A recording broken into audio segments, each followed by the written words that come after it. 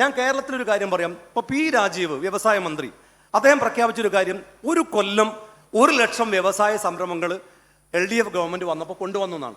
കേരളത്തിലെ എല്ലാ പത്രങ്ങളിലും ഒരു ദിവസം ഞാൻ രാവിലെ നോക്കുമ്പോൾ കേരളത്തിലെ എല്ലാ പത്രങ്ങളുടെയും ഒന്നാമത്തെ പേജിൽ പരസ്യം, ഒരു വർഷം 1,00,000 വ്യവസായ സംരംഭങ്ങൾ കേരളത്തിൽ കൊണ്ടുവന്നു. മുഖ്യമന്ത്രിയുടെ പടമുണ്ട്, വ്യവസായ മന്ത്രിയുടെ പടമുണ്ട്. ഞാൻ വിവരാവകാശ പ്രകാരം ചോദ്യം ചോദിച്ചു, കേരളത്തിൽ കൊണ്ടുവന്ന പുതിയ സംരംഭങ്ങൾ ഏതാണ്? ഇവർ തരുന്നില്ല, മറുപടി തരുന്നില്ല.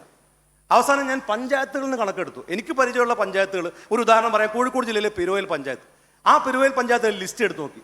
ഇപ്പോൾ എത്രയോ വർഷമായി അവിടെ നടക്കുമ്പോൾ ഒരു വെറൈറ്റി ഹോട്ടൽ എന്ന് പറഞ്ഞൊരു ഹോട്ടലുണ്ട്, ഈ ലിസ്റ്റിനകത്തുള്ളതാണ്. 10-20 വർഷമായിട്ട് ഞാൻ തന്നെ ചായ കുടിക്കാൻ പോകുന്ന ഹോട്ടലാണ്. ഈ കഴിഞ്ഞ കൊല്ലം പി രാജീവിൻ്റെ ഈ പദ്ധതിയിൽ കൊണ്ടുവന്ന സ്ഥാപനമാണെന്നാണ് ഇവർ അവകാശപ്പെടുന്നത്. ഇപ്പോൾ നമ്മൾ വിചാരിക്കും 1-2 സ്ഥാപനം ഇങ്ങനെ പെട്ടുപോയതാണ്. നമുക്ക് പരിചയമുള്ള എല്ലാ പഞ്ചായത്തിലെയും മുനിസിപ്പാലിറ്റിയിലെയും കണക്കെടുത്ത് പരിശോധിച്ചപ്പോൾ ഒരൊറ്റ വ്യവസായ സംരംഭം പോലും പുതുതായി വന്നതല്ല. അവർ ചെയ്തെന്താണെന്നറിയോ? അവർ ഓരോ വർഷവും ലൈസൻസ് പുതുക്കാൻ വേണ്ടി അപേക്ഷ കൊടുക്കും.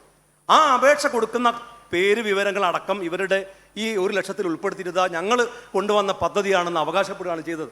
ഞാൻ ചോദിക്കട്ടെ, പി രാജീവ് വ്യവസായ മന്ത്രിയായപ്പോൾ കൊണ്ടുവന്ന ഒരു സംരംഭത്തിൻ്റെ ഒരു ഉദ്ഘാടനത്തിൻ്റെ ഫോട്ടോ ഞാൻ കഴിഞ്ഞ ദിവസം വീഡിയോ കണ്ടപ്പോൾ ഞെട്ടിപ്പോയി. എന്താണെന്നറിയോ? നമ്മുടെ കൊച്ചിയിൽ പാലത്തിൻ്റെ ചോട്ടിൽ U-ടേണിൻ്റെ ഉദ്ഘാടനം വ്യവസായ മന്ത്രി ചെയ്ത ഉദ്ഘാടനമാണ്. U-ടേണിൻ്റെ ഉദ്ഘാടനം ചെയ്യുന്ന ഒരു വ്യവസായ മന്ത്രി നമ്മുടെ നാട്ടിലുണ്ടാകുമ്പോൾ ഈ നാട്ടുകാർ പുറത്തേക്ക് പോയാൽ അവരെ കുറ്റം പറഞ്ഞിട്ട് കാര്യമുണ്ടോ?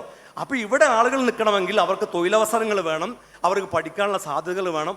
അത് ഉണ്ടാക്കാതെ നമ്മൾ സ്വകാര്യ മേഖലയിൽ കോളേജുകൾ വരുമ്പോൾ അതിനെതിരെ സമരം ചെയ്യുക, രക്തസാക്ഷികൾ ഉണ്ടാക്കുക, അതിനെ കണ്ണും പൂട്ടി എതിർക്കുക എന്നുള്ള പരിപാടി ഒഴിവാക്കിയിട്ട് യാഥാർത്ഥ്യബോധത്തോടു കൂടി കാര്യങ്ങളെ സമീപിക്കണം. ഇങ്ങനെ മിഥ്യയിൽ കാര്യങ്ങൾ അവകാശവാദവും നടത്തിയിട്ട് ഞങ്ങൾ അങ്ങനെ സംരംഭം ഉണ്ടാക്കി ഇങ്ങനെ സംരംഭം ഉണ്ടാക്കി എന്ന് പറയുന്നതിന് പകരം യാഥാർത്ഥ്യബോധത്തിൽ ജനങ്ങളെ ഇവിടെ നിർത്താൻ, യുവാക്കളെ ഇവിടെ ഉറപ്പിച്ചു നിർത്താൻ ആവശ്യമായ സംരംഭങ്ങൾ ഉണ്ടാക്കാൻ ആവശ്യമായ നടപടികൾക്ക് സർക്കാരുകൾ നേതൃത്വം കൊടുക്കണമെന്നാണ് എനിക്ക് പറയാനുള്ളത്.